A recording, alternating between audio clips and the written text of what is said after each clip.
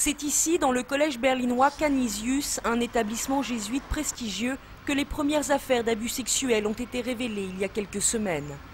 Et voici l'un des hommes qui a fait éclater ce scandale, Thomas, victime de sévices sexuels alors qu'il n'avait que 13 ans. Plus de 30 ans après les faits, il a trouvé le courage d'en parler, de dénoncer deux prêtres enseignants. Son témoignage et celui de ses camarades du collège Canisius ont provoqué des révélations en cascade. Selon moi, le véritable scandale dans toute cette affaire, c'est que l'un de ces prêtres qui m'a torturé ait pu continuer à sévir pendant 30 ans dans une douzaine d'autres villes, et même jusqu'au bout du monde, en Amérique du Sud. Il a pu perpétuer ses crimes encore et encore sans qu'aucun de ses frères, sans qu'aucun de ses supérieurs dans la hiérarchie de l'Église catholique n'y mette un terme. Depuis plusieurs semaines, pas une journée ne s'écoule sans son lot d'accusations contre des institutions religieuses.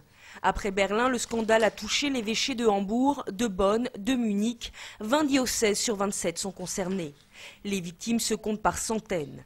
L'Église catholique allemande est sur la sellette. La ministre de la Justice est allée jusqu'à reprocher au Vatican d'entraver les enquêtes sur les abus sexuels au sein de l'Église.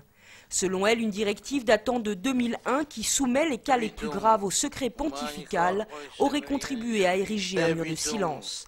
Cette lettre avait été émise par le cardinal Joseph Ratzinger, alors préfet de la Congrégation pour la doctrine de la foi, aujourd'hui le pape Benoît XVI. La ministre de la Justice a suscité beaucoup d'indignation. Le président de la conférence épiscopale allemande a d'ailleurs contesté ces reproches. Je pense que ces abus qui remontent à 30 ou 40 ans ne concernent pas que l'Église catholique, mais que ce problème a touché l'ensemble de la société. À cette époque, on ne parlait pas de certaines choses qui étaient considérées comme tabous. L'Église catholique allemande a-t-elle contribué pendant toutes ces années à étouffer ces affaires d'abus sexuels? Cette avocate qui défend une quinzaine de victimes berlinoises en est persuadée. Cette directive a montré que l'Église cherche à instruire elle-même ses affaires. Cela signifie qu'elle écarte de fait toute enquête officielle et qu'elle établit son propre état de droit. L'Église n'a eu aucun respect pour les victimes. Elle a protégé et couvert les coupables, et cela en dit long sur ses méthodes. L'Église catholique allemande a présenté ses excuses aux victimes et a accepté de participer à une table ronde organisée par les autorités.